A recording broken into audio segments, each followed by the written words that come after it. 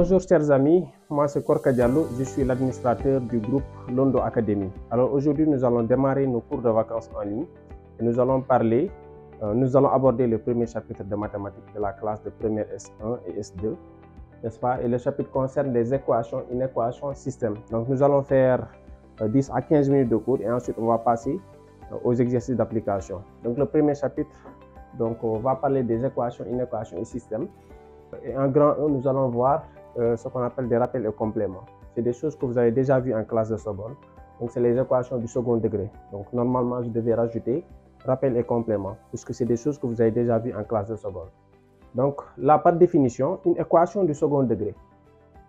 Vous l'avez vu en classe de seconde, qu'une équation du second degré, c'est une équation qui peut s'écrire sous cette forme. Donc, à chaque fois que vous avez une équation qui s'écrit sous cette forme, où le A est différent de 0, si A est égal à 0, vous n'aurez pas une équation du second degré. Donc, pour que ce soit une équation du second degré, il faut qu'on ait une expression qui soit sous cette forme. Donc, ax carré plus bx plus c égale à 0. Donc, A, B et C doivent être des réels. Donc, A, B, C doivent appartenir à R. Et A doit être différent de 0 et x est l'inconnu. C'est aussi simple que ça. Donc, la définition d'une équation du second degré, c'est une équation qui s'écrit sous cette forme où A, B et C sont des réels. A différent de 0 et x l'inconnu. C'est simplement cela. Maintenant, pour résoudre cette équation du second degré, qu'est-ce qu'on va faire? On va calculer ce qu'on appelle le discriminant. Puisque c'est une équation qui est égale à 0. Pour la résoudre, on va calculer le discriminant delta. Or, delta, vous l'avez vu en classe de seconde, c'est b au carré moins 4ac. Donc, b au carré moins 4 fois a fois c. Donc, c'est ce qu'on appelle le discriminant. Donc, ce delta qui est égal à cette quantité s'appelle le discriminant. Donc, le discriminant de l'équation. Maintenant, si vous calculez le discriminant, vous avez trois cas de figure. Le premier cas, c'est si delta est positif. Donc, c'est des choses que vous connaissez déjà. Donc, c'est des rappels et des compléments. N'est-ce pas? Donc, si le discriminant est positif, si delta est positif, donc autrement dit, si cette quantité est positive, vous aurez deux racines réelles. On dit deux racines ou bien deux solutions. Racine et solution, c'est la même chose, c'est la même signification. Donc, vous avez deux solutions si delta est positif. Une solution qui est égale à x1 qui est égale à moins b moins racine de delta sur 2a et x2 qui est égal à moins b plus racine de delta sur 2a, n'est-ce pas? Donc ça, c'est si le delta est positif. Maintenant, si delta est nul, si cette expression-là, ou bien cette expression delta est nulle, vous aurez une solution unique. Si delta est positif, vous avez deux solutions. Si delta est égal à 0, vous avez une solution unique. Une solution unique, on l'appelle aussi une racine double. Et la racine double, elle est souvent notée x0 qui est égal à moins b sur 2a. Puisque delta là, delta moins expression bini, c'est égal à 0. Donc il va rester moins b sur 2a. Et si delta est négatif, vous avez zéro solution. Donc ça veut dire que vous n'avez aucune racine. Donc ça veut dire quoi? Que cette équation n'a aucune racine. Donc pour résoudre l'équation ax carré plus bx plus c égale à 0, on va d'abord calculer delta et étudier son signe. Si son signe est positif, vous avez deux racines, x1 et x2. Si delta est nul, donc si le discriminant est égal à 0, vous avez une solution unique. Et si delta est négatif, vous n'avez aucune solution. Donc cette équation n'admet aucune solution. Donc on va voir les cas particuliers que vous pouvez avoir. Normalement, vous l'avez même appris en classe de seconde. Donc on dit que là, si A et C sont de signes contraires, l'équation a toujours deux racines. Vous avez delta qui est là. Si A et C sont de signes contraires, donc ça veut dire que le produit A fois C est négatif, puisqu'ils sont de signes contraires. Donc A fois C est négatif, 4 est positif, donc 4 fois négatif, ça fait 4 fois un nombre négatif, c'est négatif. Avec ce moins-là, c'est positif. Donc vous avez un nombre positif plus un nombre positif. Donc ça veut dire que si ce produit A fois C est négatif, donc vous avez delta qui est toujours positif. Et si delta est toujours positif, vous avez toujours deux racines réelles ou bien deux solutions réelles, n'est-ce pas? Maintenant, si b est égal à 2b', ça veut dire quoi? Que si ce petit b là, il est un nombre pair. Si b est pair, vous avez delta qui est égal à 4 facteurs de b' carré moins ac. C'est très simple, hein? Vous prenez delta. Delta, vous avez dit que c'est b au carré moins 4ac. Vous remplacez b par 2b', n'est-ce pas? Donc si b est égal à 2b', je remplace b par 2b', donc ça fait moins 4ac. Donc là, ça fait 4b' carré moins 4ac. Et ça fait quoi? Donc ça fait 4 facteur de B' carré moins A fois C. Donc je factorise par 4. Donc ça veut dire quoi? Que vous avez delta est égal à 4B' carré moins AC. Donc c'est ce qu'on vient de montrer. Donc on va poser quoi? Que cette expression-là, on va poser que c'est égal à delta prime. On fait un changement, n'est-ce pas? On pose delta prime qui est égal à B' carré moins 4AC. Donc ça s'appelle quoi? Le discriminant réduit. Donc si on a B, si dans cette expression-là, le petit b là est un nombre pair, on va directement calculer le discriminant réduit. Et le discriminant réduit, c'est B' carré moins 4AC. C'est aussi simple que ça. Donc ça veut dire quoi? Que delta égale à 4 delta prime. Delta prime est là, delta est là, donc ça veut dire que delta égale à 4 fois delta prime. C'est aussi simple que ça. N'est-ce pas? Vous voyez bien que delta et delta prime, ils ont le même signe, puisque delta égale 4 fois delta prime. Donc le signe de delta, c'est la même chose que le signe de delta prime, puisque 4 est positif. N'est-ce pas? Donc on va revenir à la même situation, mais avec des simplifications. Donc là, si delta prime est positif, on aura toujours deux racines réelles. Pareil, puisqu'on a dit que delta et delta prime sont de même signe. Donc si delta prime est positif, ça veut dire que delta sera positif. Donc on aura toujours deux racines réelles. Mais les racines seront différentes. Puisque là, vous aurez x1 qui est égal à moins b moins racine de delta sur 2a. Mais là, si au cas où on calculera le discriminant réduit, donc delta prime, vous aurez deux solutions.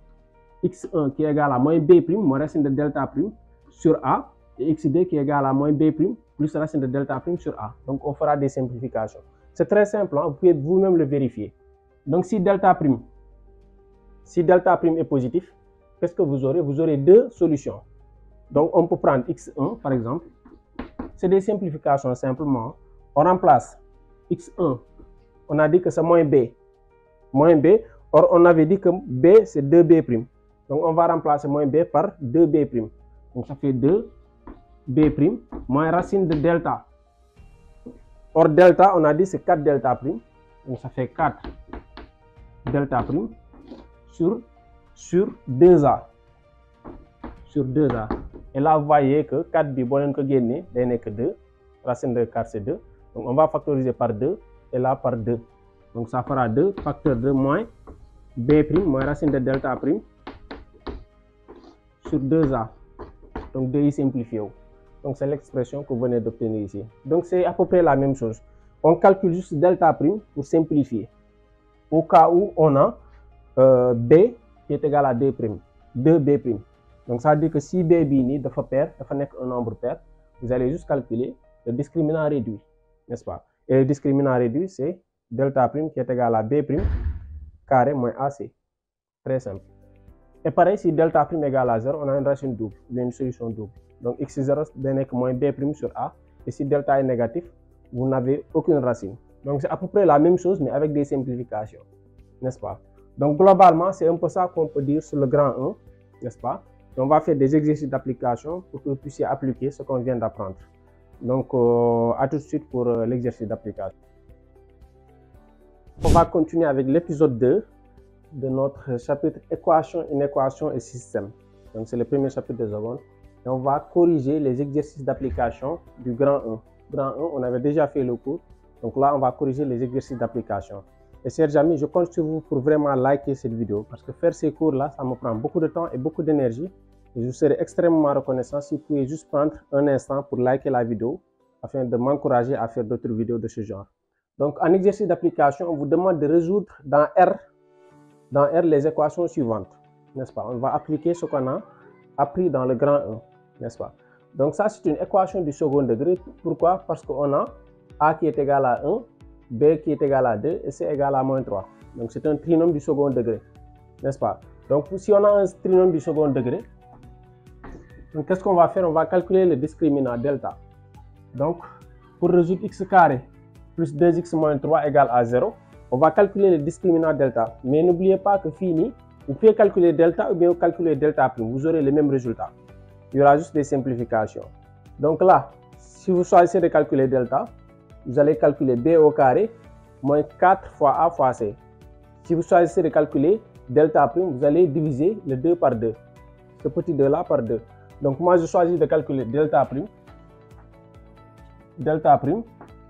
on avait dit que c'est B' carré moins A fois C, n'est-ce pas?